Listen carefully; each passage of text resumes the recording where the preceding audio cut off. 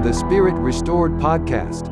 This is where the curiosities of spiritualism meet the belief systems of members of the Church of Jesus Christ of Latter-day Saints. This podcast is only for those with an open mind. Join Ken Adams on his quest to find higher planes of spiritual experience. Welcome to the Spirit Restored podcast. I'm here with Kurt Schmidt.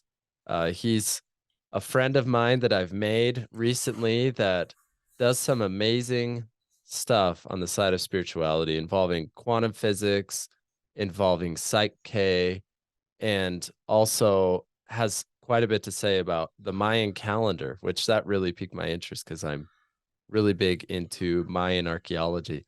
Welcome, Kurt. Will you tell us a bit about yourself? Hey, Ken. Delighted to be here. Thank you. Great. I really love your episodes. I actually just started listening to them probably within the last month. And they hit a lot of really hit home a lot of places. So, I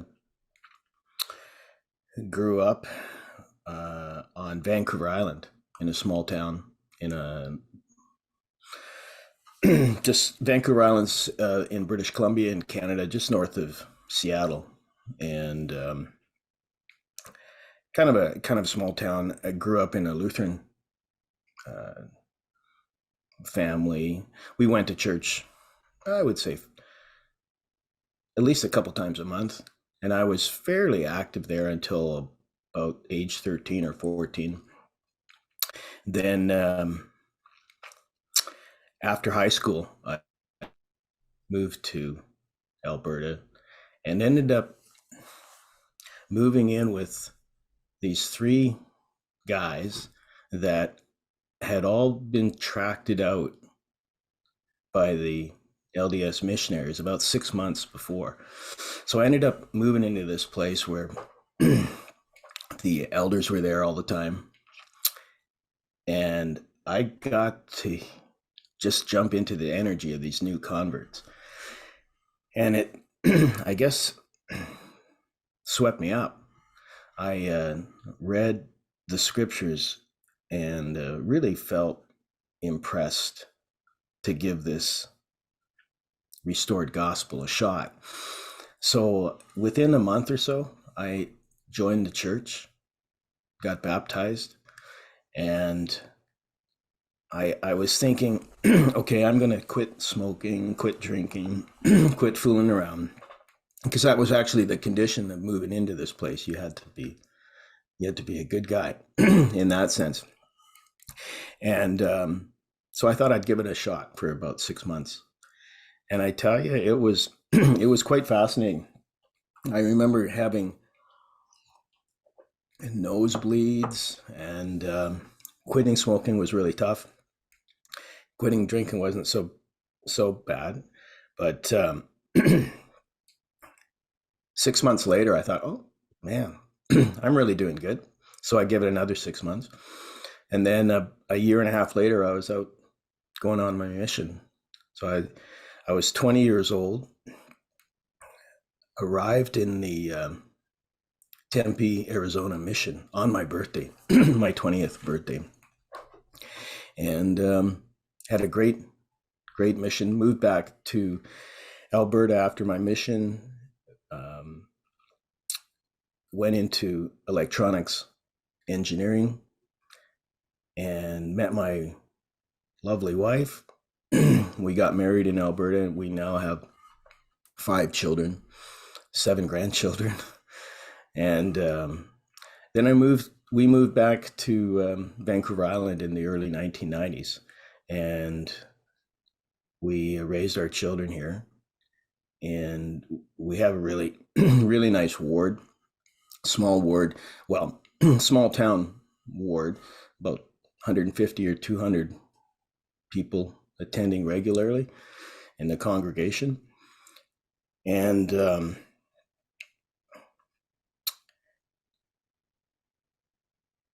that's kind of the snapshot of where I came from. So I wanted to ask, as you met the missionaries, right? What mhm. was kind of like your first impression of them? So I was 18 and a half at the time. And these guys were just a couple years older than me. And it looked like, well, they had some purpose in their life. You know, they were out there doing stuff, and I was looking for some guidance. I didn't know anything about Mormons per se. At the time I knew Donnie and Marie were Mormons. Donnie and Yeah. Marie husband, and that was about it, right? But was I was really moved by the spirit. Um, I when I heard the gospel, it was like it rang so true to me. And I thought the plan of salvation, as it was understood, really filled my life with some purpose, new purpose, got me excited, and I had to make some big changes, like moving away from my family allowed me to make the change. It was tough to quit smoking and drinking when you're still around all your peers. Mm-hmm. At least it was for me in a small town. And pretty much, if I look back at my peers now here in town, there's not a lot of change happening. So it was a good thing that I moved away. It's a great thing that I met the missionaries. And I told my family that I joined the church after I had done that. And at the time, I think they were a little concerned because they really didn't know much about the church. I know there was some concerns in the family. They thought maybe I'd joined some crazy cult. However, 40 years later now, it's shown that the gospel has totally transformed my life. I'm a way better person than I was going to be, and the stability that I think we have in our family now, in my life for sure, is something I really didn't know was going to be fully possible at the time. But now looking back, I realize all the little decisions that the gospel encouraged me to do strengthened me in some ways. For example, I was really struggling a lot of times with how to have a balanced life. And the gospel of Jesus Christ, the restored gospel of Jesus Christ, helped me put all those pieces together in a way that I felt much more useful. And also, I was able to see that it was productive. One of the first things that I came across when I was on my mission was a book by Stephen Covey called Spiritual Roots of Human Relations, a little green book. And it introduced me to some of these psychological concepts that I ended up delving into a lot deeper in life, and found that the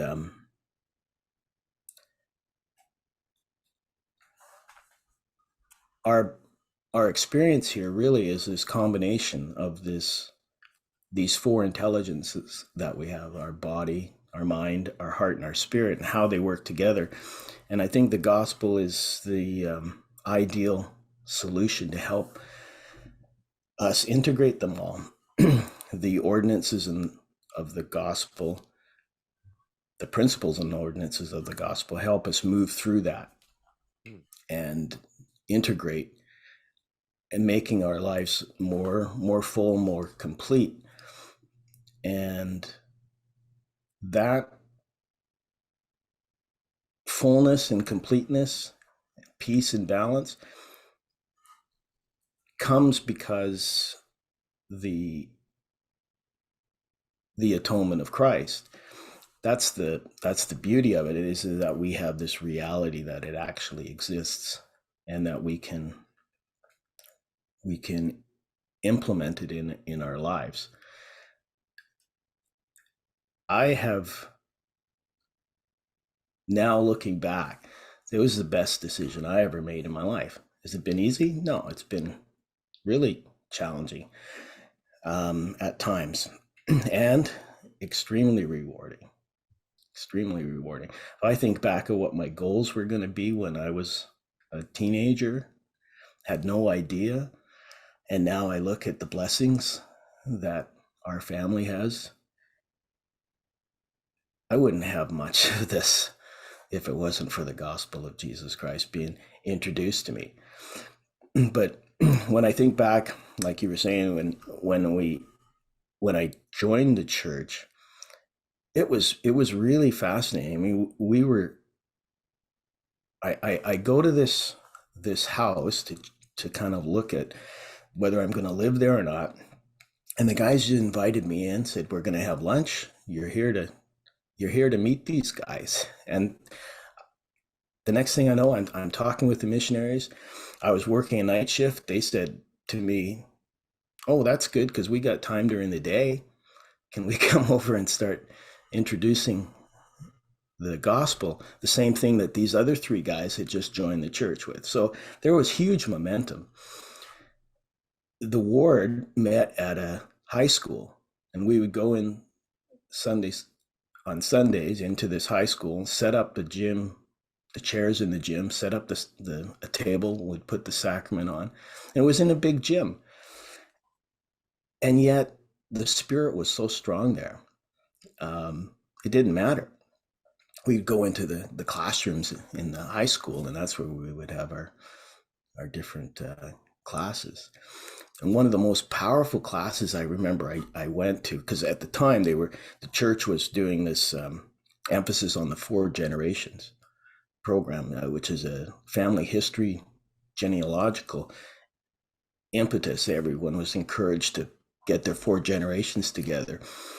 And I walked into this, basically a classroom in the school, and I sat down, and I had this impression, really strong, that my grandfather was sitting right next to me in this classroom. Very interesting. He had passed away when I was 14, which was really sad, because I was just getting to be interested in him, and he passed away. So this was in Edmonton, where I joined the church, Edmonton 5th Ward, actually, in the Londonderry High School. And I said, okay, I'm going to do this 4 generation stuff. So I came back to my hometown and met with my grandmother and told her I wanted to do this 4 generation thing. And she says, "That's amazing. Did you know that your grandfather had this big sheet of genealogy that went back generations and generations, and nobody was interested in it except him? That's amazing. And nobody's seen it since he died. We don't know where it is." So I remember we did a fast and a pray, and we started going through the house, and we discovered this big sheet of paper that had all these family names went back to the 1700s. Wow. Yeah. So ta-da, I got one side of the family put together pretty quickly. And it was a probably one of the first big ahas, connections for me. It really inspired me to know that this was a value that I didn't have, but it was a value that really rang deep. It changed the relationship that I had with my grandmother and with my grandfather. And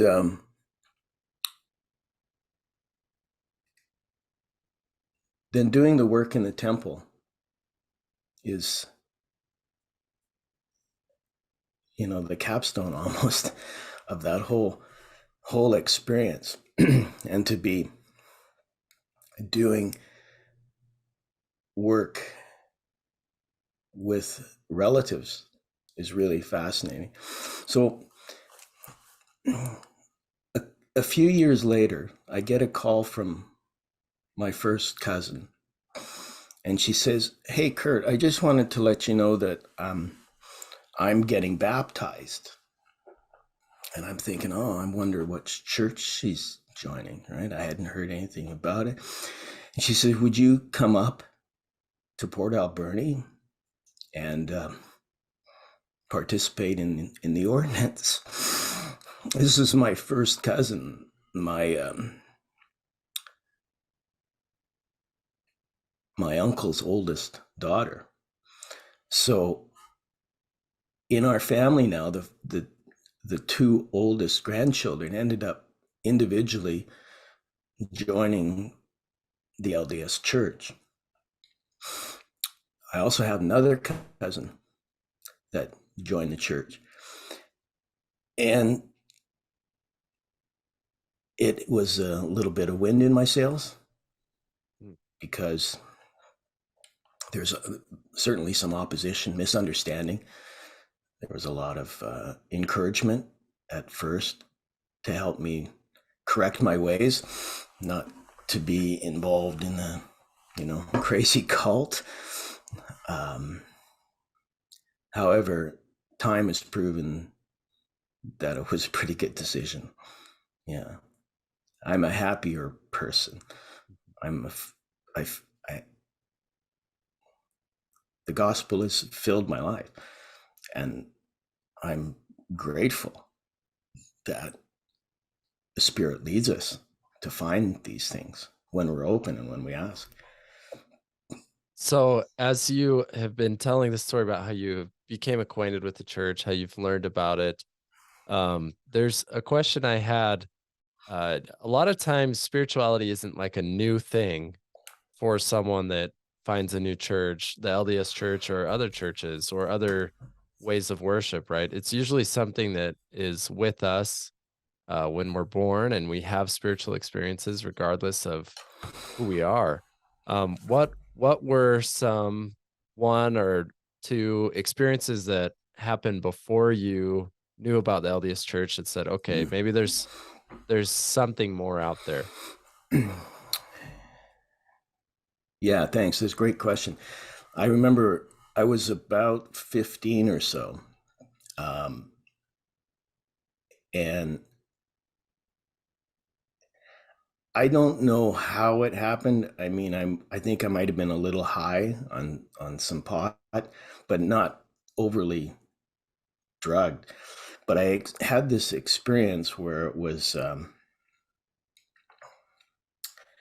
I would call it a near-death experience.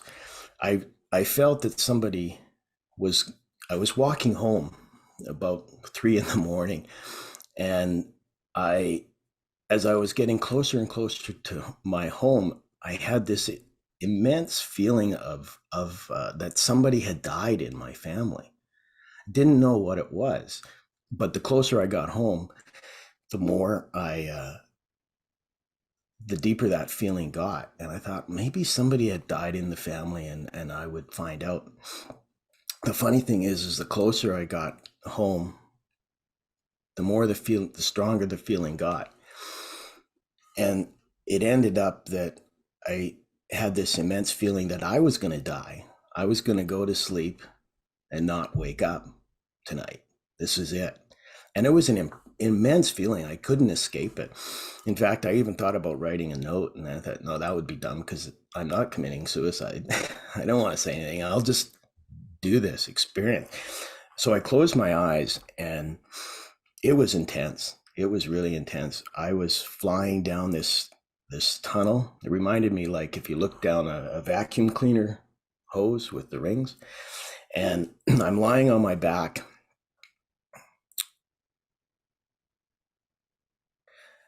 and I'm moving down this tunnel, and the longer I'm in it, the faster I go, and the more intense the feeling. And there's this light that appears at the end of this curve.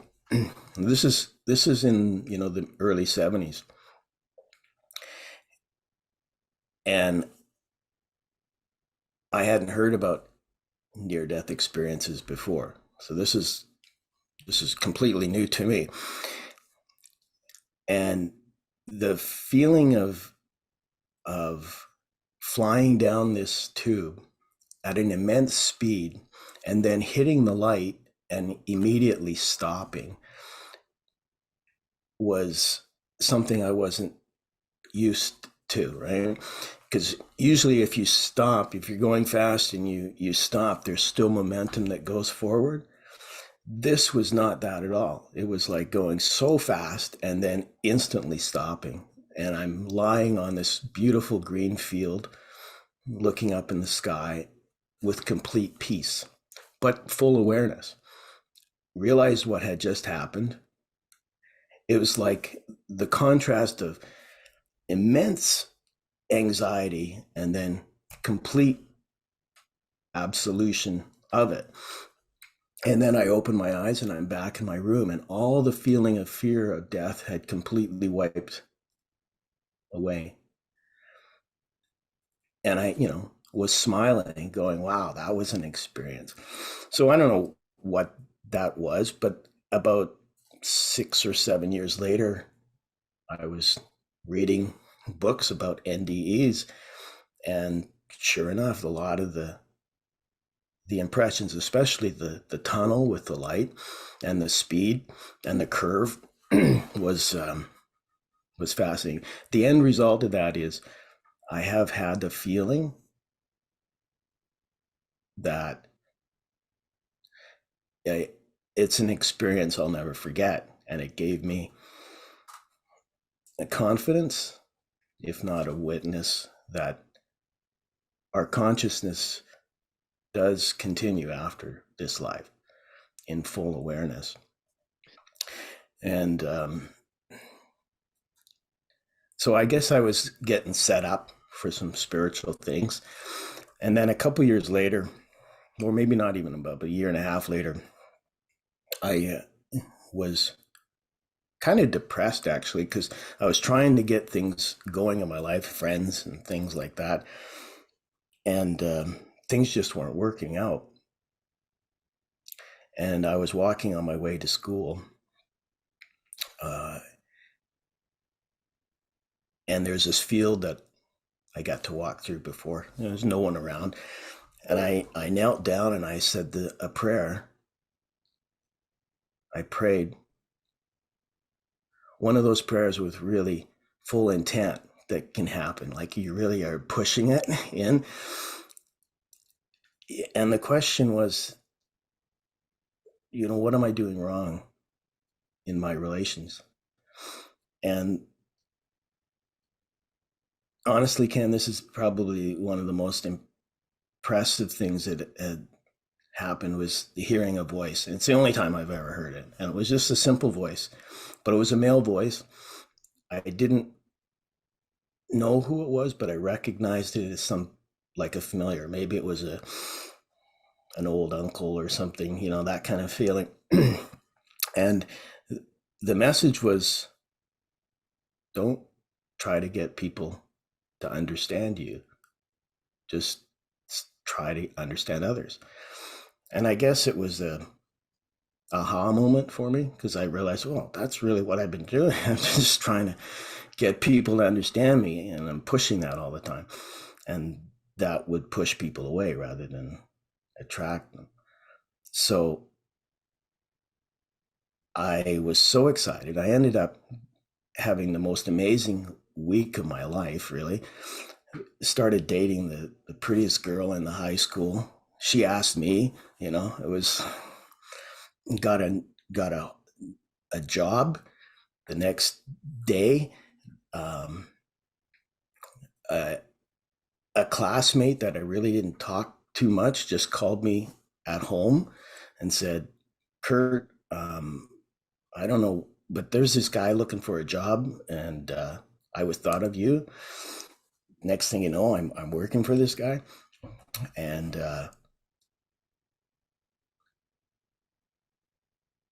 it gave me another nudge that the Lord hears us and answers our prayers and will lead us and guide us, right? And so all of that happened while I was, before I'd finished high school. So I was set up for a couple experiences. So when I met the LDS missionaries, it was like a bell ringing. Whoa, you should listen to these guys, because the feelings were coherent, or they were similar, and the Spirit was, really witnessing to me. So it was an easy decision for me to try this out, to give it a shot for 6 months. And now I look back as that was a good call. Good call. So now you're in this part of the story, right? You've had these spiritual experiences. You've joined the LDS Church. You've been living in it, and you've gotten married, right? And now I'm wondering where it begins, where you start finding Psych K, which we'll talk about that in a second. Maybe it starts with your quest about finding balance, right? Yeah. Well, I'd mentioned that Stephen Covey, and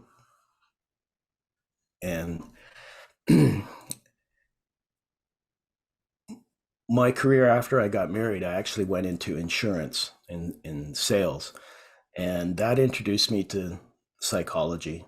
And I was reading lots of different angles on psychology, and I came across Stephen Covey's book 7 Habits, because that was late 1980s. And I really, of course, because he's LDS and he was successful, and it was kind of like had his act together. So, hey, I'm going to learn this guy. And I started applying this stuff. And at the end of the day, though, it was about how do you make it work? I mean, it's nice to have these 7 habits, but they're really hard to live. It's really hard to apply. And so while I'm doing this insurance, trying to get my life balanced, I really had a hard time. I mean, I was barely making ends meet all the time, commission sales, a young family. It's tough.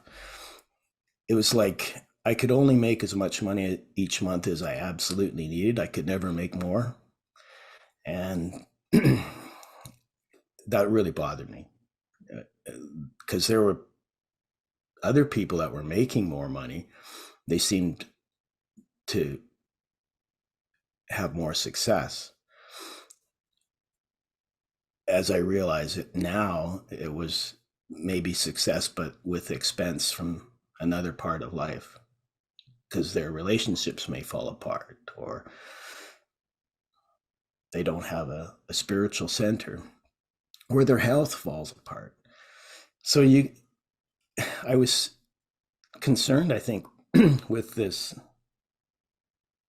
contrast where you would have, you see people that want to have these good lives, but they could only get part of it together, and then another part would fall off. And I was experiencing the same thing. I'm thinking, how is this stuff all supposed to work together so that they support each other? Meaning that we have, to use Covey's words, we have these 4 endowments that make us up: our body, mind, heart, and spirit. And that makes sense, because scriptures tell us, right, in section 4 in the Doctrine and Covenants, tells that we're to serve the Lord with all our heart, might, mind, and strength. And I really meditated on that for a long time. Like, what does that look like? Like, how do you serve with all of your heart, all of your mind? Do they do it one at a time? Are they sequential? Do they overlap? Right? And that was a question that I really, really felt if I had an understanding on, that we could make some headway. That makes sense. And I was asking, what is essentially is this balance that we're looking for? And I realized that maybe one of the challenges was that ever since I was a kid, the main idea of a balance was, something balancing on your finger, like you get it into the right spot and it would stay balanced. But life's not like that, because life is always changing. So the type of balance that we wanted to have is a dynamic balance. It's a balance while you're moving, kind of like a surfer is moving but still balanced. So maybe it's like we're here with our 4 endowments, and maybe it's like if we could say we're driving a car and we have 4 wheels, and they all have to, the wheels and the tires have to be balanced, because you can go around driving slowly and there might not be any impact. Just like in today's world, things are moving so fast, information is moving so fast, everything is going so fast. How are we able in our body, mind, heart, and spirit to keep up with all of this? So if all of these are to work together, body, mind, heart, and spirit, and be balanced, it's like they're all of equal value in their own right. They each have a purpose, and they each have their own way of helping each other, and they integrate. So I studied things like integral theory, Ken Wilber, and Walter Russell, where these guys were talking about balance in a dynamic way. And when I took the real question to the Lord, and like, how do we make, what does it look like to be balanced for me? And the distinct impression, if I can say it, was that I felt that perhaps an answer would come from studying helium. That was the impression. Like, helium, the gas, helium. Why would I want to study helium? And that's where I learned that helium has this nucleus, the chemical helium, and I'm not a chemist, but just from basic chemistry, we understand that helium has this nucleus of 4 particles, conveniently, 2 protons, 2 neutrons, these 4 things that somehow come together and unite in a way that is natural, it's organic, it's at the same time very stable. So helium is a noble gas, it's inert. I thought, well, maybe if we were to learn some things from how helium works, maybe that could help us in balancing our lives. What it does do, I think, is teach us that it is possible to be dynamic and be balanced. It is possible to have our body, mind, heart, and spirit work together and empower us and lift us up. And when we're balanced that way, we also find a new center, and it's easier to get into the center place, which is really the stillness place. But they all have to work together to create the stillness, if that makes sense. Yeah, so I'm thinking of stuff at the atomic level, like you're talking about helium. And it's interesting because at the atomic level, there isn't stillness. Like there's always what is it that Einstein said? Spooky action at a distance, or like there's always stuff going on at the quantum level, at the atomic level. And it's interesting to think about helium as being balanced when the particles within it, no matter what atom it is, there's energy moving, it's going place to place. It's not sitting still all the time. And Right. it is unique to be, a noble gas or inert, right? Energy, which basically means it's non-reactive among the different atoms, because one of the basic principles of the universe is entropy, which is basically saying like moving toward chaos. Order to chaos is like a basic rule of the universe, is that naturally the universe wants to uh, reposition particles and move things around and create chaos, destroy things. And on a personal level, just look at your sink every morning and you're like, wow, there's a lot of dishes in there, right? It's like there's a lot of entropy that happens not only in the kitchen, but in our minds, right? It's like, hey, yeah, I'm really focused on this project. I'm really focused on this. And then the next day it's like, oh, I have no focus, or I'm really emotionally stable, like feeling great. And then the next day is like, oh, I don't know why I'm so sad, or like this kind of entropy comes around all the time. So as we're thinking about, these concepts that you're talking about, balance, you're talking about the helium atom. How did the helium atom help you find balance in your life amongst the entropy and amongst the chaos? So the question was,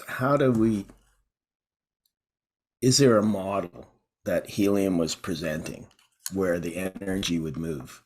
That was how I approached it. So if you have these 4 spheres, maybe it's like 2 figure eights, and the energy is somehow moving between them. And that, at least according to Walter Russell, for example, a person we don't hear too much about, but he was chumming around with people like Tesla and Einstein. And I think Tesla called him like a genius. So I thought, okay, well, what's this guy talking about? And he says that creation is actually a dynamic interchange of energy. That's so that it's always happening, but it's this interchange of 2 pairs of opposites working together. So that makes sense that you have it in the center of helium, you've got these 2 pairs of opposites that somehow balance each other out. So the energy is moving inside it. However, when we observe it, helium is the alpha particle, which is the nucleus of helium, doesn't have any spin to the observer. Yet we know that the energy is moving in it. So somehow there is this energy transformation from movement on one level to a apparent balance stillness at a higher level. And I created a little pattern. Basically, it's an S and a curve, an S and a curve, an energize and a release pattern that moves between these four things. And you can use it as a meditative practice. So any modality, any type of healing modality, even just sitting in meditation and imagining you've got these four spheres. One represents your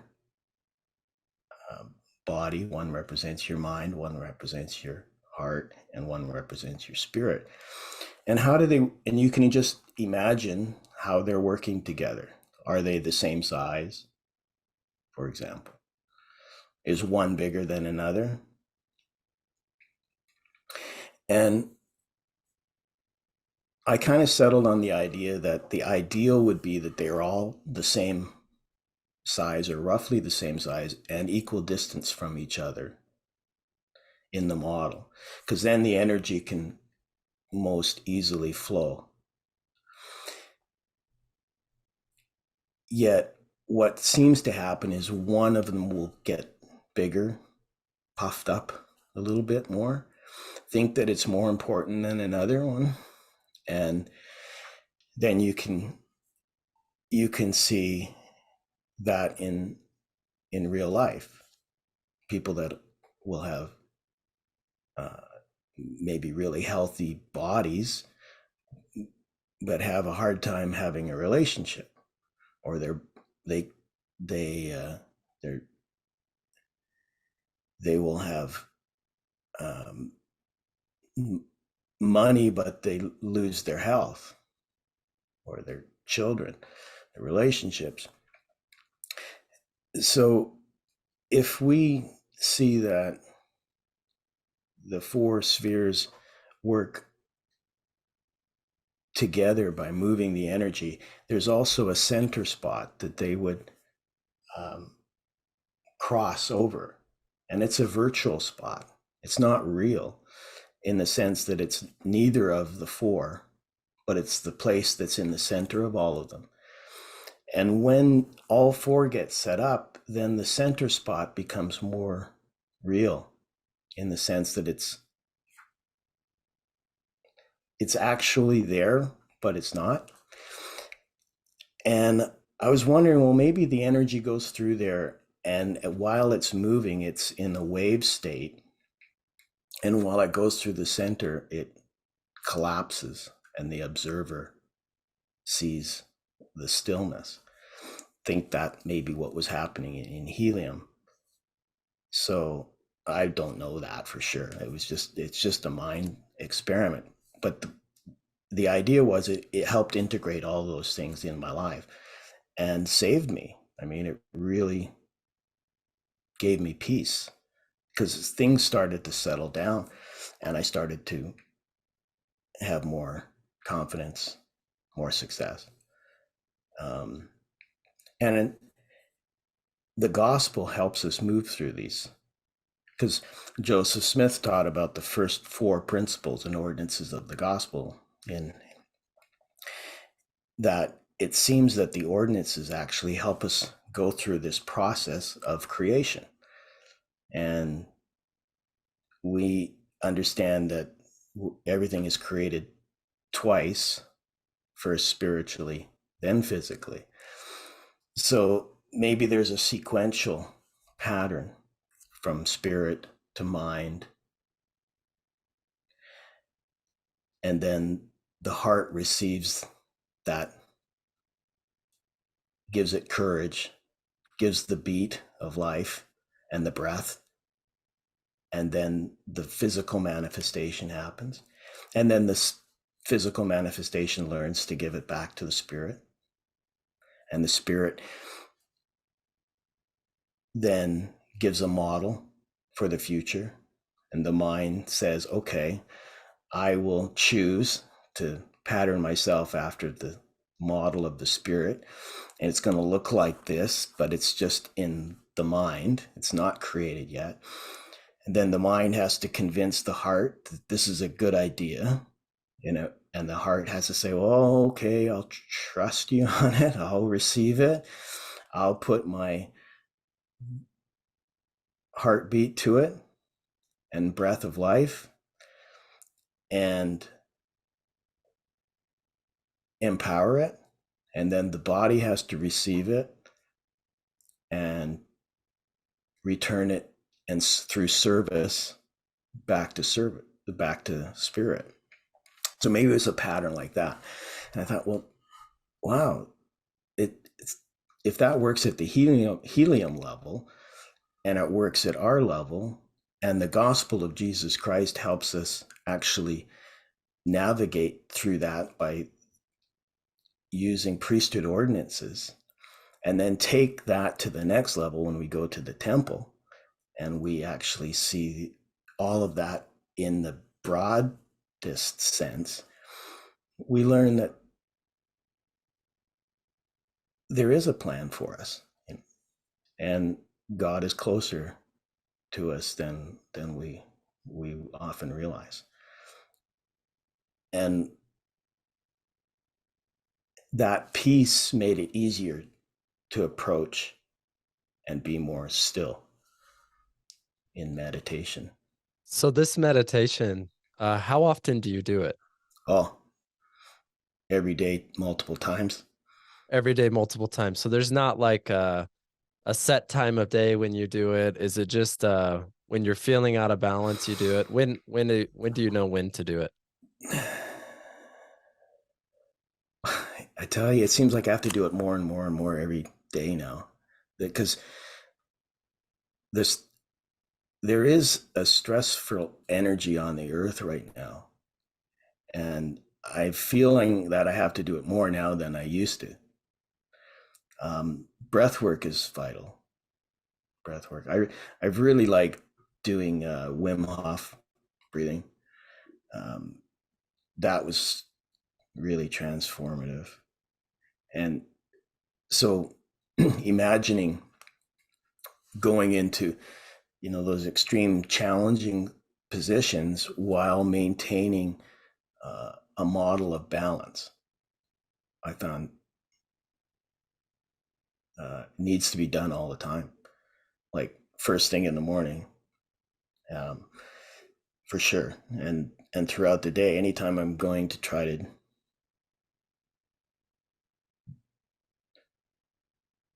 do anything, really, we want to be able to make sure that all four components are equally involved. Everyone each of the quadrants has its voice, so that nothing is left out. So do you know when you're going through the meditation, I'm imagining, and you tell me if I've got the meditation right or not. You're imagining how this alpha particle moves throughout the helium nucleus, right? And that it's creating an S and then a curve and an S and a curve, and it's looping through this. And you pay attention if one of the four, there's protons and neutrons, right, in there.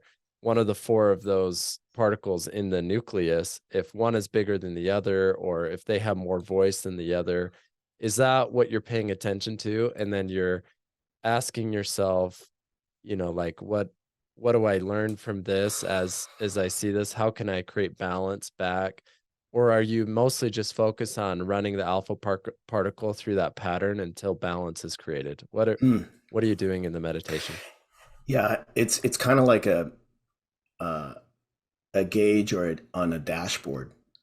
So I think to your point, the first aspect is that it's about using the subconscious.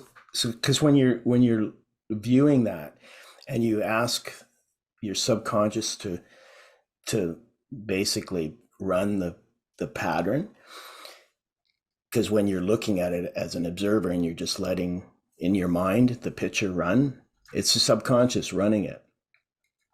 So if there is a hang up, it'll look like it won't be smooth. Sometimes it jags off, Like it can't go that route. It's got to do something else.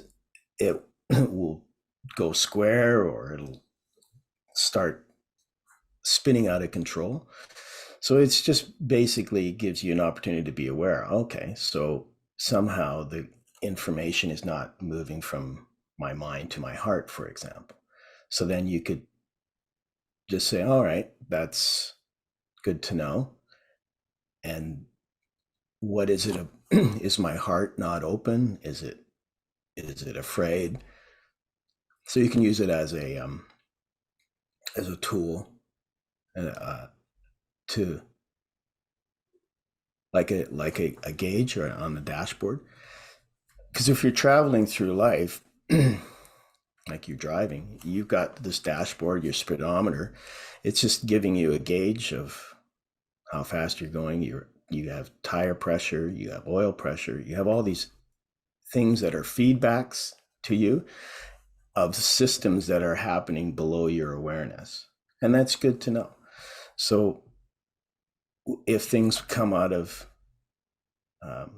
stability, or they cause a red light, you could see that in the pattern by something not working smoothly. And then you can then use different modalities. So meditation itself, or Reiki, or anything that some people have found helpful to help change subconscious beliefs. And there's lots of different modalities. I was introduced to Psych K in around 2007, 2008, which is rapid subconscious belief patterning. And I modified it for my own purposes, trying to integrate balancing. So we would balance things belief-wise so that everyone had its companion, and that they were that they were able to vibrate smoothly, in harmony, coherently. And I just started doing Psych K balancing at that level. So if, for example, I could just find out that there was different values or beliefs in each of the spheres. In a simple way, I kind of created a little couplet that goes like this: I am healthy, I am strong, I am grateful, and I belong. As kind of teasing out primary values of each of those four spheres. So I am healthy. This for me was actually the mind. We want a healthy mind. We want a grateful heart. We want a strong body. And when it comes to the spirit, I thought, well, what would be the value at that level? I thought, it's belonging. We need to belong. So the spirit is, in that aspect, those four work together. And then you could also add, I know who I am. I know where I'm going. I can do this, and it's worth it. It completes the circle. And then the more I looked at this, I realized, wow, that pattern of four is everywhere. Everywhere. I mean, look at our Earth. There's the 4 seasons right there in front of us. And it cycles through a pattern. But from a distance, you look at the Earth and it looks like it's still, peaceful. But there's lots of dynamics here. So if the dynamics can work together to balance each other out, then I think we have a better shot at our evolution, the conscious evolution. And the gospel is there it is, right there. The principles of the gospel align up with that. And the ordinances of the gospel help us psychologically go through that. Then we go through the temple, helps us psychologically evolve, understand the next process that we really are children of heavenly parents, and that our destiny is way more than we tend to think about on a day-to-day basis. Yeah, it's really cool what you're talking about. I'm thinking about different things in the church. I mean, there's in the Church of Jesus Christ of Latter-day Saints, there's different priesthoods too, right? There's the Aaronic priesthood and Melchizedek priesthood. The Aaronic priesthood is for the physical ordinances, and the Melchizedek priesthood is for the spiritual ordinances. So, I mean, already right there, there's even the priesthoods are divided at least among two of those categories that you're talking about. And then there's even divisions within those priesthoods too. Um, Also, when you're talking about the temple, I've done a couple episodes on this podcast about the temple related to hypnosis. I'm not sure if I've spoken about quantum physics in the temple yet, but it's this idea that in order to have a really powerful, successful temple experience, someone needs to be in an altered state of mind to access certain spiritual aspects within themselves. And in one of those episodes, I think it's called The Temple Uses Hypnosis and It's a Good Thing, or The Temple Hypnotizes Us and It's a Good Thing. And that episode is inspired because my mom said, when I told her I was learning hypnosis, she said, well, why would you do that? I would never let anybody hypnotize me. It's not so good. And I said, well, have you been to the temple lately? That's what I said. That's basically all what the temple does. Same with, I mean, if you listen to the LDS General Conference, you'll be hypnotized the whole time. They don't even know they're doing it. But the idea is when you get to the temple, the whole experience is hypnotic, and it gets you down to a subconscious level where you can access information that you wouldn't normally be able to access, and you would be able to do spiritual work, which you wouldn't normally be able to do because, you know, throughout the days you're working your job or balancing your checkbook or, you know, stuff like that. You're just not in the state of mind that allows spiritual work to be done and for spiritual communication to happen. And I mean, I highlighted a story here about, you know, the temple to highlight how when I was learning hypnosis, that it kind of was taboo, right? It was like, well, you can't do hypnosis and BLDS. It's not really congruent with those values.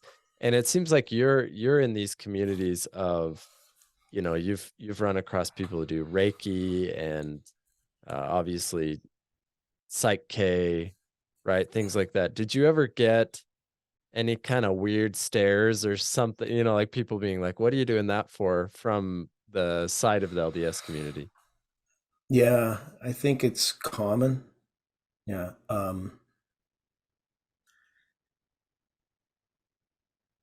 In the Latter-day Saint culture, we're also encouraged to be cautious about things that we don't know about.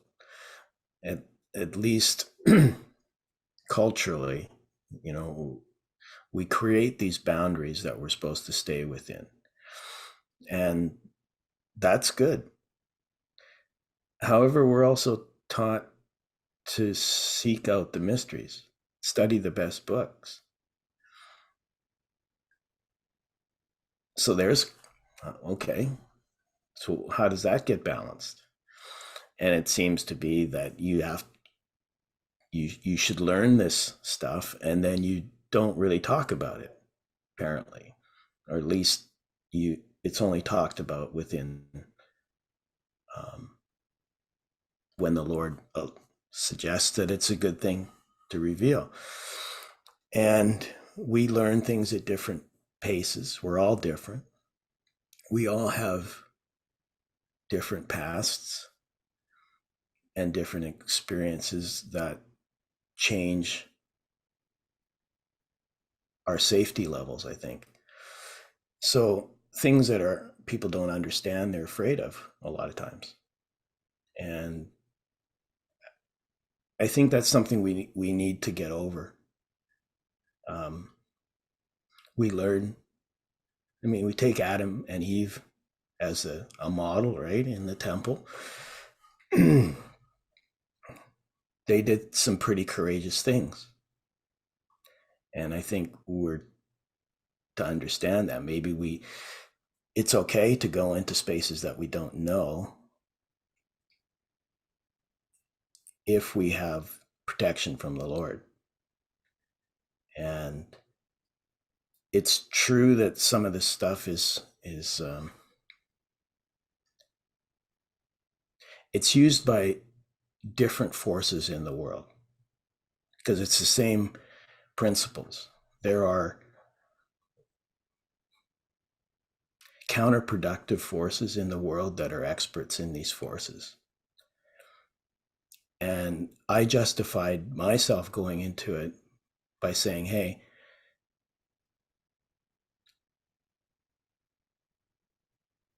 if we are warriors of light, we need to know how to use these tools. So in order to learn those tools, you have to go into places that other people normally don't go. So yeah, it's I think it's changing though, because now we're seeing that the results are more scientific because we can do things now better than we were able to in the past. So now there's scientific rigor behind a lot of these things that were kind of woo-woo before, are measurable, predictable, reproducible. So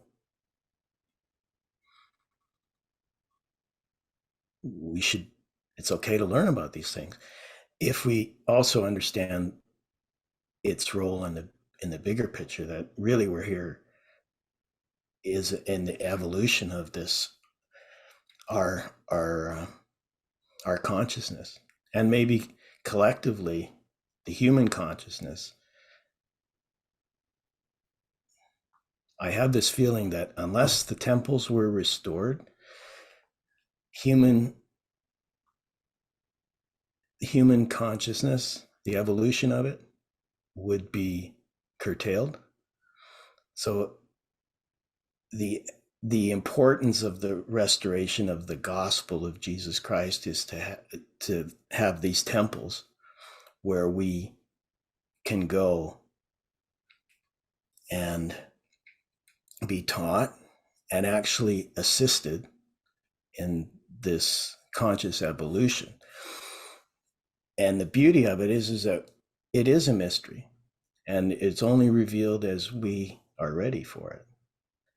So sometimes when you go to the temple, if you're not prepared, it's like, what? I have no idea why. This is crazy. I have no idea what's going on. Why would I be doing this? This just doesn't seem right. I was not, you've got people that are surprised what happens.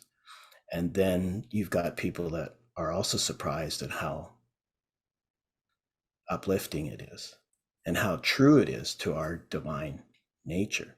It is the proper pattern, or it represents the proper pattern as best as we can right now.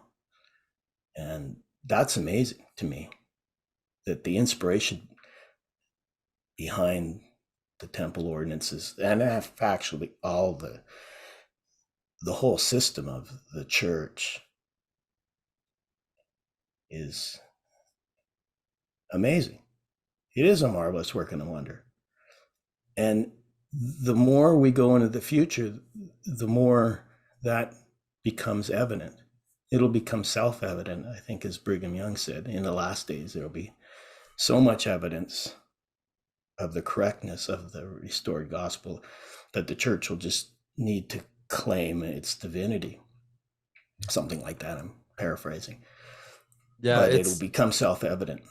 It's really cool what you're saying. I really like how you're saying that it's worth it to get out there and learn these tools and be warriors of light, and to go to the temple and really experience everything that you're talking about. And one of the big reasons why I even made this podcast was because there was a disconnect between dogma and spirituality, I think, in LDS culture, where, for example, like healers right now, energy healers, there's a really big taboo around them in the church where it's like, you shouldn't be doing that. There's some people getting excommunicated right now, that are people that are taking money for doing energy healing are the ones that are getting excommunicated. And when I was working for the LDS Church, we had the church's marketing group called Bonneville Communications. They came and created this report for us that they had done some research over the last year or two of what our market is to do missionary work to. And they had this pie chart up. And in the pie chart, there was like 20% of all people, basically, they've segmented, would be people that are interested in what we have to say, right? And first thought for me was like, well, that doesn't make sense. Gospel's for everyone. Should be, like anybody should be able to understand and be interested in it, at some level. It's not like denominational. Gospel is non-denominational, if that makes sense. But the church carries forward its work, right? And then they showed another segment that was on here of people that would talk to us but wouldn't be interested, and it was like 30%, and it was spiritual people. And I bet you that number's grown over the last couple of years as people have felt this chaos that's in the world, the stress that's in the world that you're talking about. More people are looking for balance, for peace, for all those kind of things, and are turning to spirituality to find it. And they're looking at different forms, whether it's Psych K or hypnosis or Reiki or meditation, breath work, all that kind of stuff, right? And what we're finding too in Utah and among members throughout the world is they're finding these spiritual practices as well. And so I was sitting there and I was saying, this is wild that we don't think we can find common ground with spiritual people, because if you think back at the time of Joseph Smith, those were the people that were joining the church, were the ones that were spiritually minded, right? And in fact, in the Book of Mormon, it says spiritually minded is life eternal. And it's got a nice little acronym, SMILE, right? Spiritually minded is life eternal. That goes along with that. You can think of that and smile as you say that. And so we naturally in the church, we encourage people to be spiritual, to seek for revelation from God, to seek healing through the priesthood power. And I thought, how is it that we don't have common ground with people that are spiritual? How is it that we can't communicate with one another? Because to me, it's just simply a process of communication, because I'm thinking of energy healers or Reiki healers, right? One thing I've heard commonly from people that do energy healing or Reiki is that after the session, they feel exhausted. Like their energy was used up. And I think of every time I've participated in several miraculous healings through the priesthood power. And every time that those happen, I notice a net increase of energy, not only to the person being healed, but also to the person doing the blessing. And I'm like, okay, how is it that the people that are doing energy healing and Reiki are losing their energy, but through the priesthood power, everybody's gaining energy? And it becomes a question of physics, right? It becomes a question of energy. And when you look at it scientifically like that, it gives you a clear answer of, well, there must be power coming from somewhere other than just ourselves. And that's a super important thing to realize.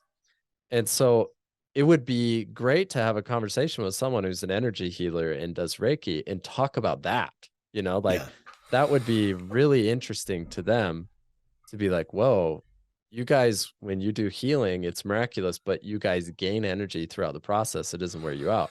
You use the power of God, right? It's like, yes, we do. And then all of a sudden there's common ground for discussion, right?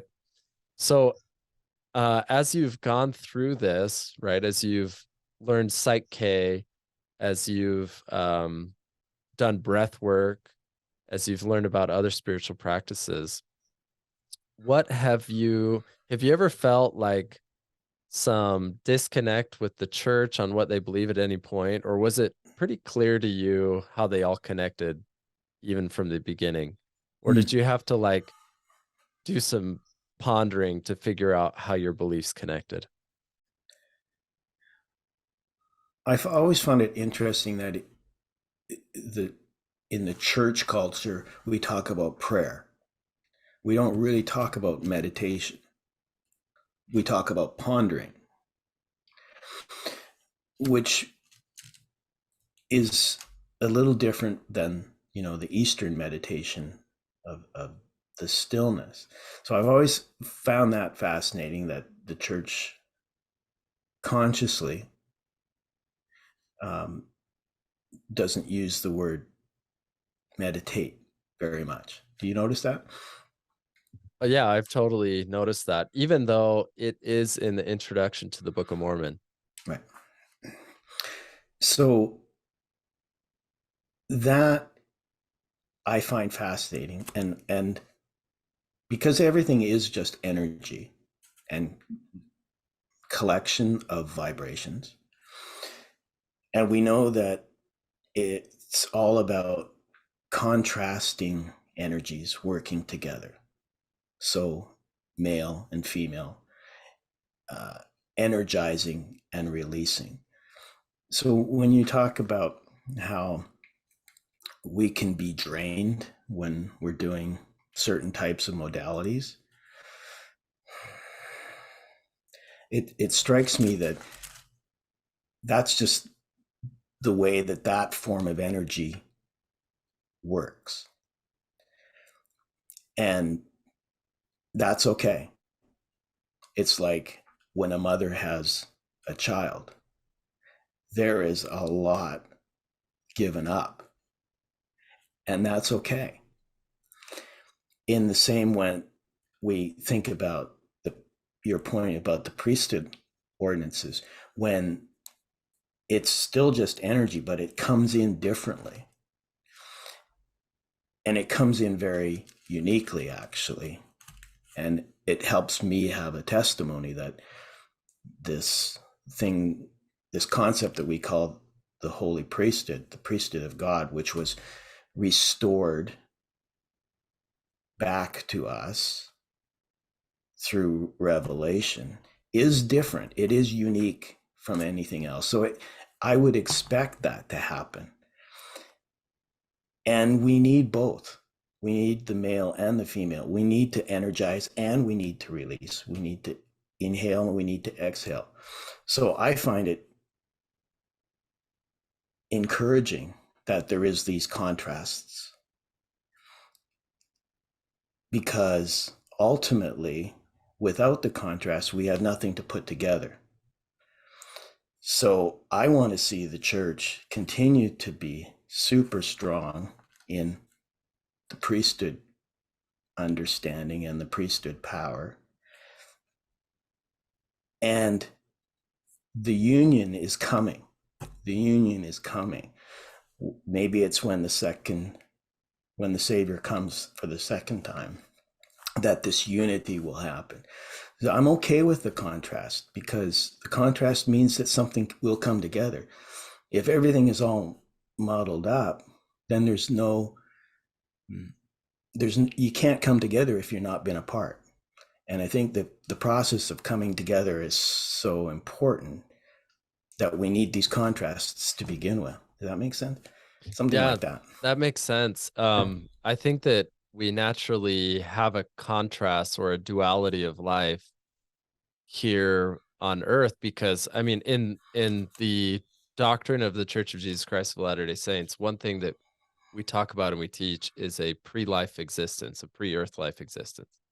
And in that doctrine, we talk about it being spiritual and intelligence, right? And there's no amount of time that says how long we've been living spiritually before we came here physically. And if I'm just going to use reason or logic, if I'm in that situation, we probably wanted a physical experience because we experienced just about everything that was possible or we could do in a spiritual plane.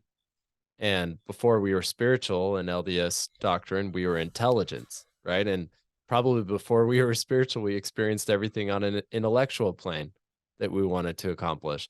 So we know, first of all, that just through reason in my own mind, I'm thinking that we've probably got all of the spiritual capabilities within us that we could accomplish anything spiritual, and all of the intellectual capabilities within us that we can have revelation and think of whatever we want.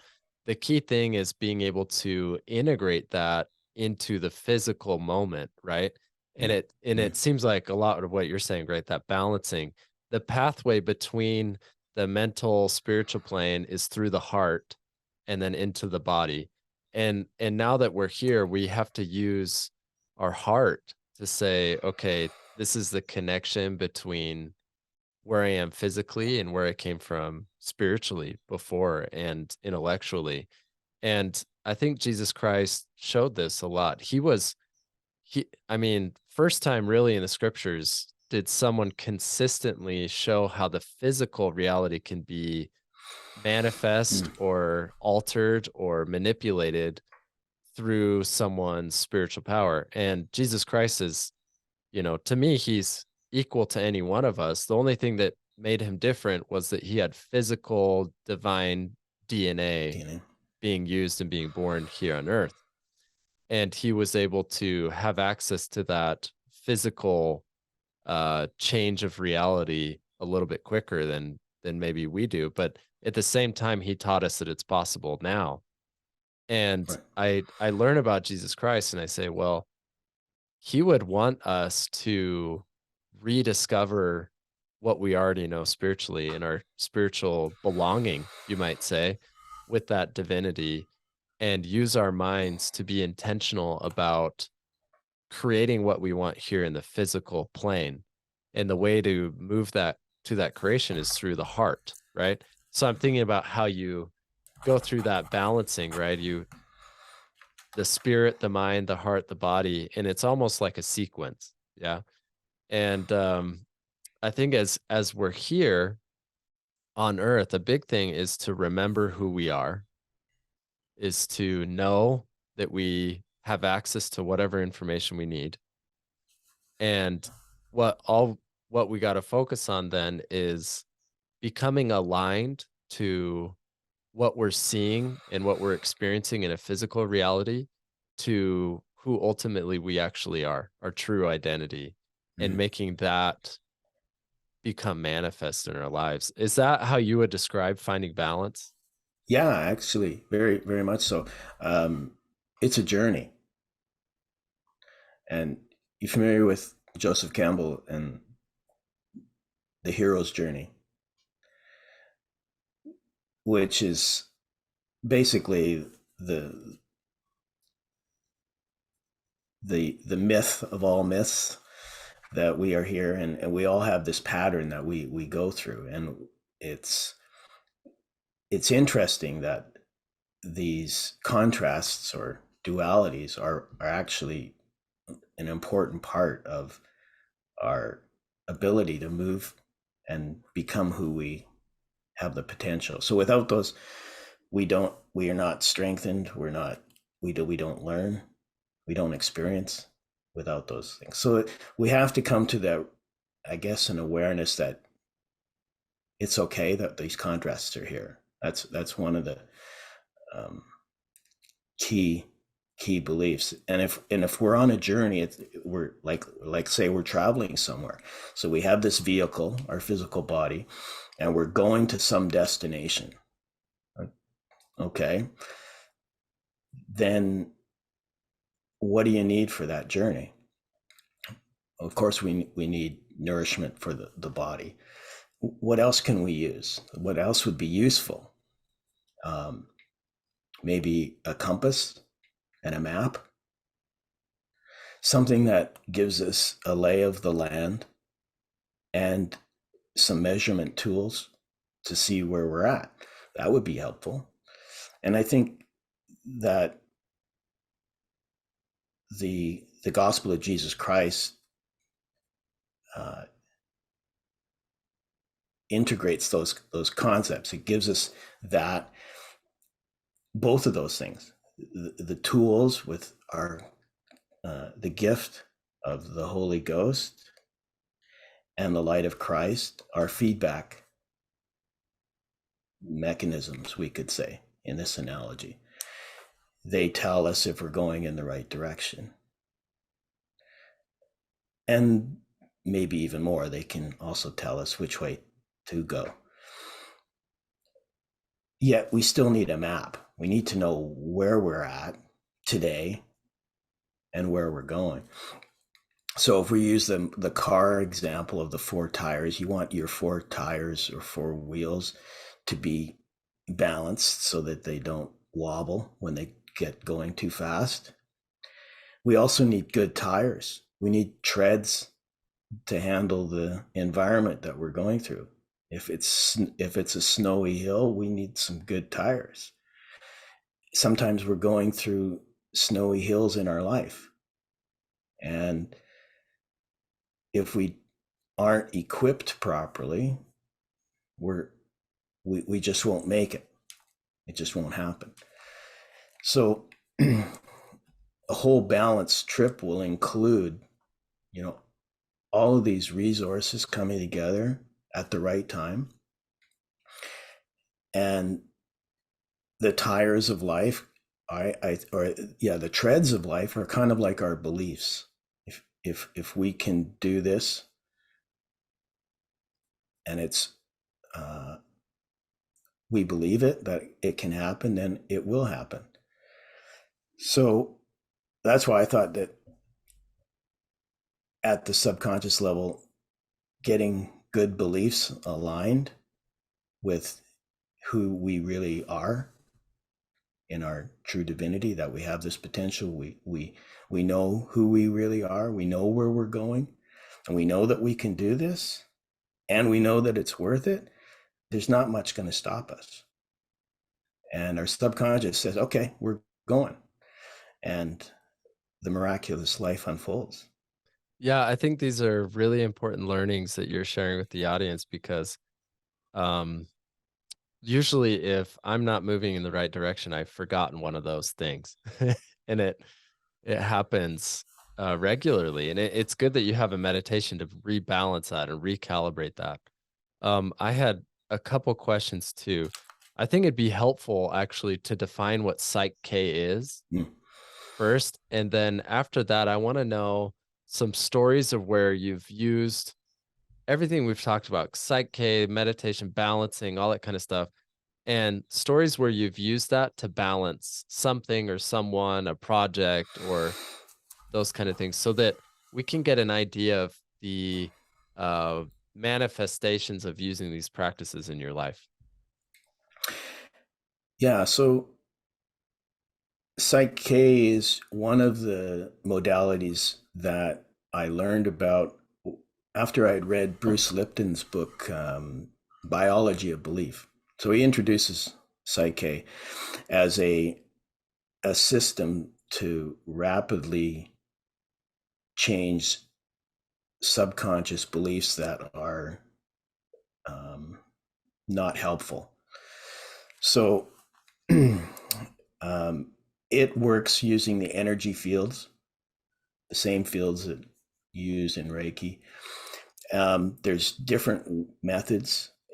It can include just as simple as affirmations, just repeating affirmations, combined with energy points on the body, meridian points, which are connected to beliefs. So that kind of gets a little hard to explain, but anyone working in the energy fields knows that it's all about vibration and connection. And if, for example, you have a belief that you are not worthy of the best that love and life have to offer, that you could consider as a sphere that's just floating around. But whenever you say that statement, if your subconscious says, well, I don't really think I am worthy, then it's kind of like the wheel has a little pull to it, and it's always going to be taking you away from the stuff that you would experience if you did feel that you were worthy. So Psych K, you can go in and just like NLP as well, I would guess, do work at the belief level so that the subconscious now is on board with that belief. So that when you say, I am worthy of the best that love and life have to offer, your subconscious says, yeah, you bet. Where are we going? Let's do this. So if that's the case, and that everything is energy and we have these beliefs, I was wondering if it also would apply in other types of systems rather than just our human body. Would, for example, a ward or a congregation have a collective consciousness? And would it be appropriate to even influence that? And then I realized, well, actually, we're being influenced or hypnotized all day long by everything. I mean, the commercials, the music, the movies, all of them are using subconscious hypnotic tools to help influence us for good or otherwise. So that's another reason why we should learn these tools, because we are being bombarded by people using these tools, whether we even know them or not. And so I thought, well, maybe we could balance other things.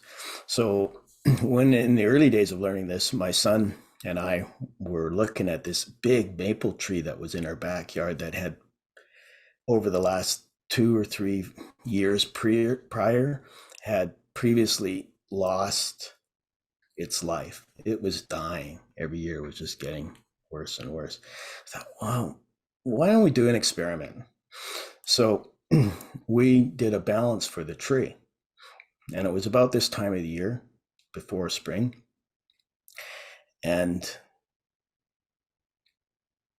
I was still just learning, experimenting, but basically connected with the tree in the sense of what we call surrogation work or surrogate work, which is proxy work. Another way to say it, what happens in the temple is the same principle. When with intention, you can share the conscious space of another system if it's safe and appropriate. So there are protocols that you want to implement, because sometimes it's not appropriate or safe to go into some spaces. So I think that's an important point to remember, that you can't balance everything. Some things are not to be touched. And so we need to be able to recognize that. But so we balanced this tree, and when the spring came up, all of a sudden there was this huge new growth coming out of all kinds of places on the trunk of the tree. The old branches did not produce, but the from the trunk, all kinds of new growth happened. And then a couple years later, a windstorm came and blew the tree down. So that was kind of a funny outcome. And there's so many projects that we've done, but I would say the interesting thing is that a lot of times after a balance, the results come in, but they come in such a natural way that it's easy to say, oh, it would have just happened that way. The balance didn't have anything to do with it. And that's been my experience. So we'll do a balance, things will change, but the observers will say it's changed, but I think it wasn't the balance. It must have been something else, right? And so that's a common experience. And the bottom line is, hey, are you better now? Yeah, okay, that's great. So 10 years, for 10 years you weren't, now you're better. Okay, that's the main thing. And you move on. And another thing that happens, and this is a cautious, is that when balances happen, it also opens new doors. And we have then to go into those spaces. And if we're not ready to make the commitments in the new space, it's like having keys, giving your keys to the car to a young child. So there is an importance of being really conscious of what beliefs you want to adjust, so that you don't get ahead too far. You don't run faster than you have strength, because you could change some of the beliefs, but some others might not come along as quick. I think you're bringing up a really good point. Is I think that I mean, just an example. I dove into entrepreneurship, and the door was open. I was ready for it. I wanted to do it, but maybe I didn't know enough, right? And I've had to learn little by little how to get things done and how to be good at being an entrepreneur and provide for my family and all that stuff. And I don't know if I had the strategies in place in order to know, like, to jump into that. I had the beliefs in place, but I don't know if I had the strategies. Yeah. And I think a way to balance those kind of decisions is also comes in force. And there's why, what, how, and what if. And if you can answer all of those questions pretty well before you jump into something, right? Some doors open, you commit to something, usually you're going to have a lot of success. So, you can ask why, like, what is the purpose of you doing something else, committing to this new thing? Yeah. What is it that you want to accomplish is the next question. What? And then how are you going to accomplish it?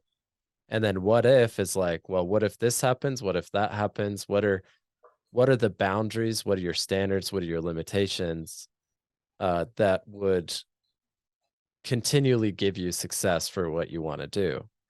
And a lot of people either, some people know the how, they know how to do what they want to do, and they know what they want to do, but they don't understand why they would do it, right? So they never start. There's no like beliefs in there. Some people know deep down inside why they want to do something and what they want to accomplish, but they get hung up on the how of I don't know how. So there's beliefs around there that don't allow them to move forward, and there's other people that jump into it. They know how, what, and why, but they didn't do a lot of thinking around the what if this happens? Exactly. How would I change my strategy and everything? And I imagine this is kind of what you're talking about, where people, if they're not ready to commit to something, right, those tires that they were trying to balance, that maybe one of them's not balanced, it starts to wobble at high speed, right? And they have to go back and rebalance. And I know you've used this in a business setting before, right? Balancing. Have you noticed this kind of pattern in business? Have you helped people balance projects, and what was maybe an outcome of one of those?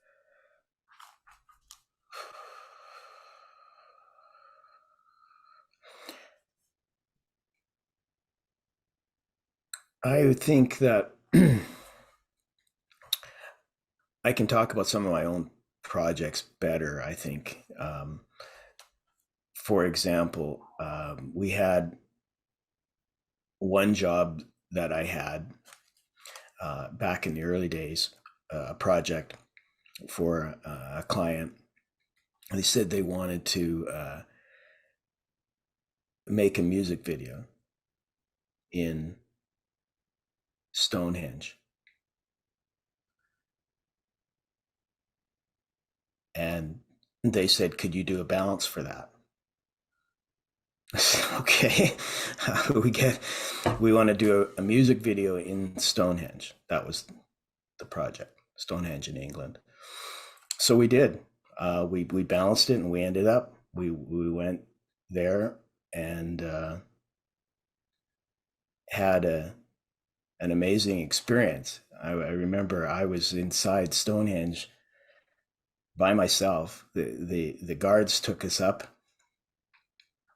I had the video equipment and sound equipment, and he said, oh, you can just go up and take it and get set up. So I'm walking up, I'm sitting in the middle of Stonehenge by myself, setting up this camera and the sound system or mics, and while the rest of the band was getting organized.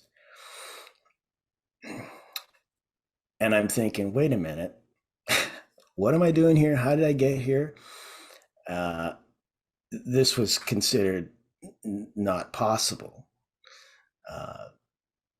And it really all came into place. So we did a balance, and we found out that we could make an application.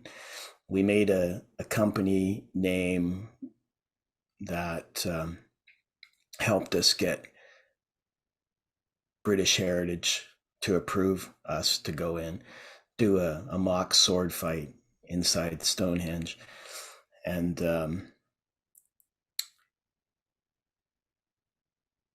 another one was going to Egypt, got to go to the pyramids.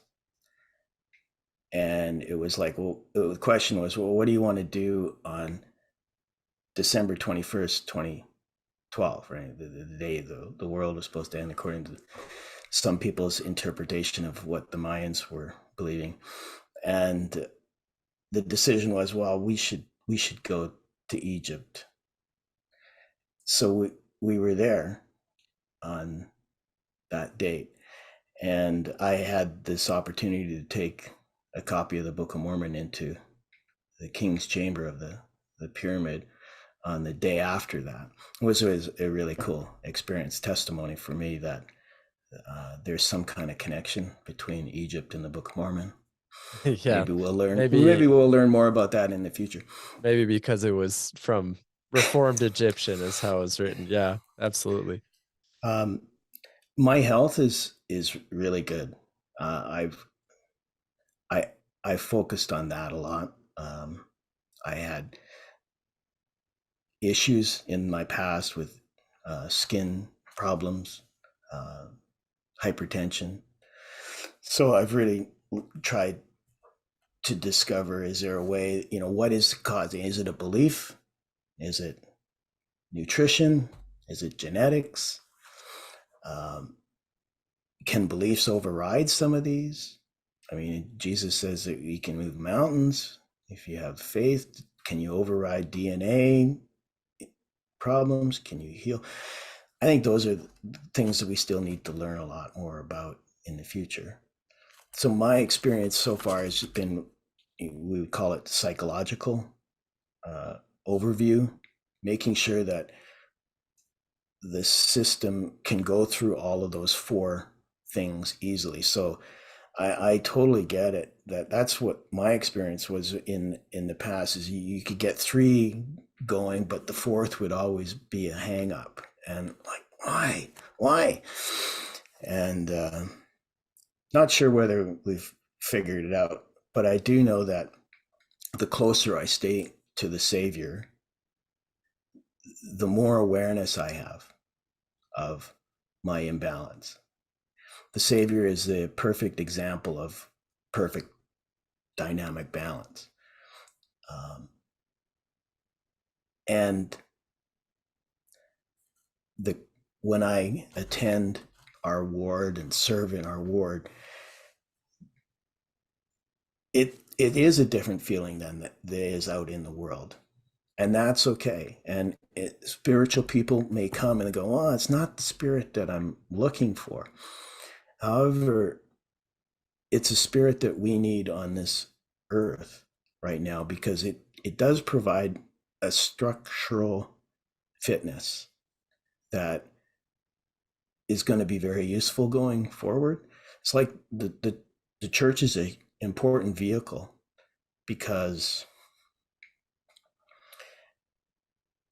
there's lots of spiritual people that don't have much organization, and they sometimes will say, well, we really don't like organizations because of the top-down authoritative. However, there, I think, is going to be the time when we're going to need that structure. It's going to be the lifeboat, so to speak. You're Well, not going to. I would say it's part of balance, I mean, it's this is usually what I think about, and what I've had asked myself as I've approached the same question, right? Why do we need a system or a structure or rules to produce spiritual outcomes? Because anybody that does spiritual practice, a lot of it is like dynamic, like you said. It's really, really dynamic.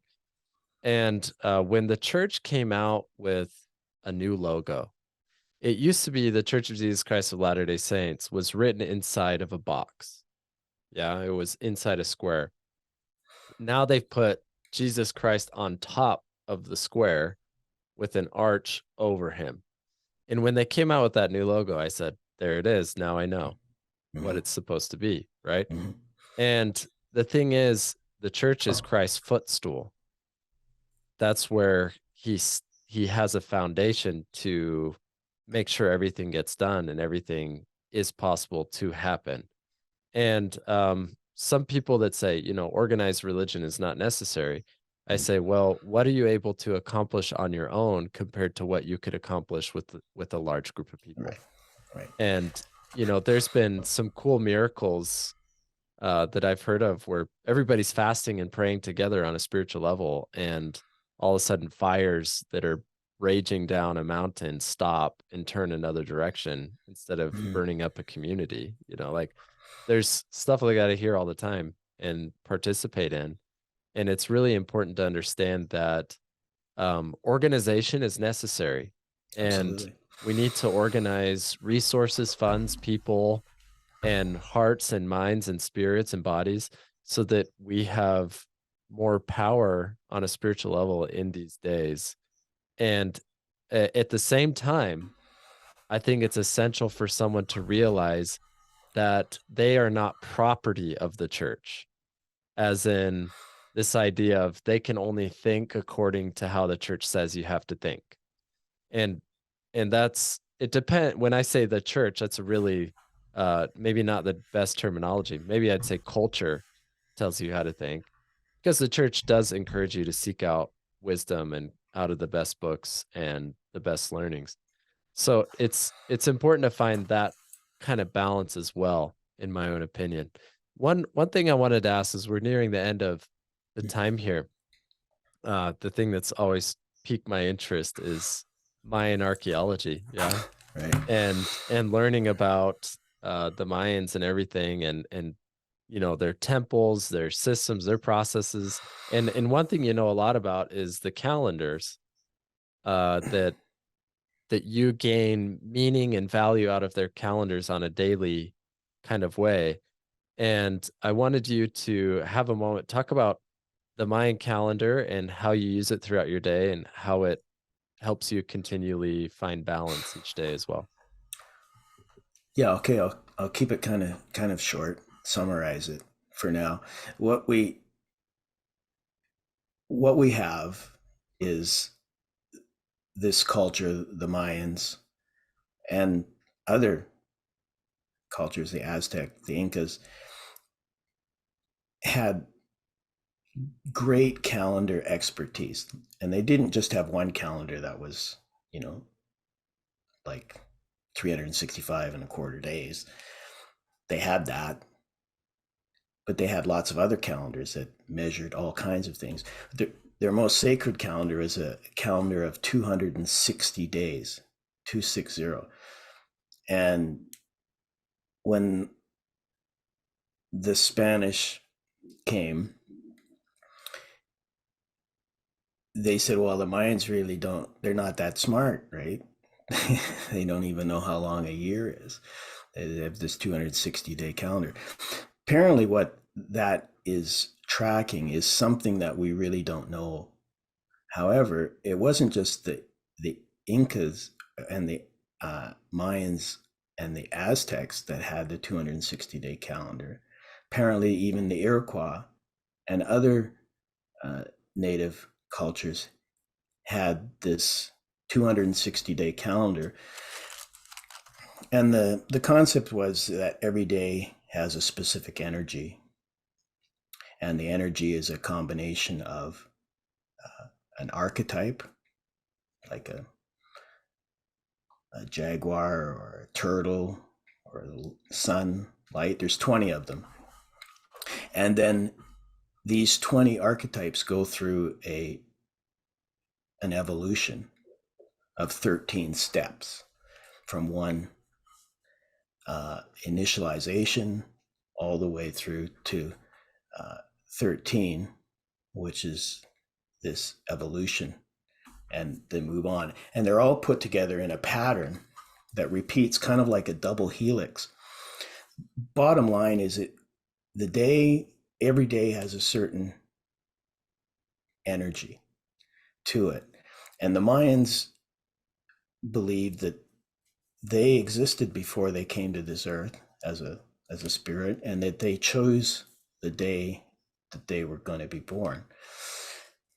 And the 260 days may relate to the human gestation period. So imagine that there's some kind of connection to conception of who we really are and the day that we're born. And it's kind of like weather forecasting. It's not astrology in that sense. It's more like from my gathering, very useful to know what type of gifts and talents you bring into this world that you may not have been aware of, and how you relate to other people. And once you know who you are and who other people are, the relationships are kind of stable. So you can build families and teams and businesses based on knowing your Mayan day sign. In essence, that's kind of the start of it. Maybe we could put a link to an app that people could take a look at. There's so much to it, Ken, that resonates with the concept of integrating 4 components. So the 4 directions are integrated in the calendar, and they do represent the opposites. So it's kind of like a weather map, you could say, or a weather guide and a roadmap put together, and was the core of their civilization, and was buried. A lot of this stuff was buried when the Spanish came, hidden up in the hills in Guatemala. And in the last 30, 40 years, the elders felt that it was time to start bringing this knowledge back. So it's really just starting to become more familiar. And if you live the calendar, you start to see the resonance, and you start to get more confidence that the gifts that you have, the uniqueness that you sometimes feel that you have that you don't really understand, starts to make sense. And you can pattern your future, helps you give you direction on what gifts you might want to work towards. What are your true natural tendencies that you maybe want to be aware of. Like certain people will have certain weaknesses, and it's good to know what those are. And knowing what they are and having the tools to address them will, I guess, give us the confidence to get over those hills that we have. So I found it useful. It's also kind of fun as a it's almost like a little game. You can find out people's signs and things like that, and striking. I'm not sure how everybody, if they're ready for it, because it is a little hard to understand. But there's when I was introduced to it, the calendar, and it impacted me just as powerful as the scriptures did. So it's been a wonderful journey, and I'm still really just scratching the surface. So on most of this. So for you, you've probably looked at your birth date and the significance behind that. What's some significance you pulled for yourself, and how has that helped you in your life based on the day you were born? You don't have to share your birthday here. Maybe sure. It's your sign. I found out I'm a Jaguar. I'm a 3 Jaguar. And the Jaguars are the protectors of the temple. And they are the holders of some of the light that goes through the darkness. The temples have to be protected from forces. And the Jaguars are the ones that help. They're the shamans as well. So when I found that out, it made it easier for me to go, okay, that's why I have these tendencies to want to do this stuff. And it helped relax me to go, okay, I can give this a whirl, because there's something's got my back. It was just another way of feeling integrated into life here. If this calendar starts to tell you things that you know about yourself more clearly than you were able to, and not just you, but also everyone else around that you get to know, I found it comforting, relaxing, actually, to know that we're part of a bigger plan, and it's a coherent plan. And the calendar has not been something that takes me away from the gospel of Jesus Christ at all. It helps me know that there is a bigger plan and the gospel is a bigger plan than we really understand.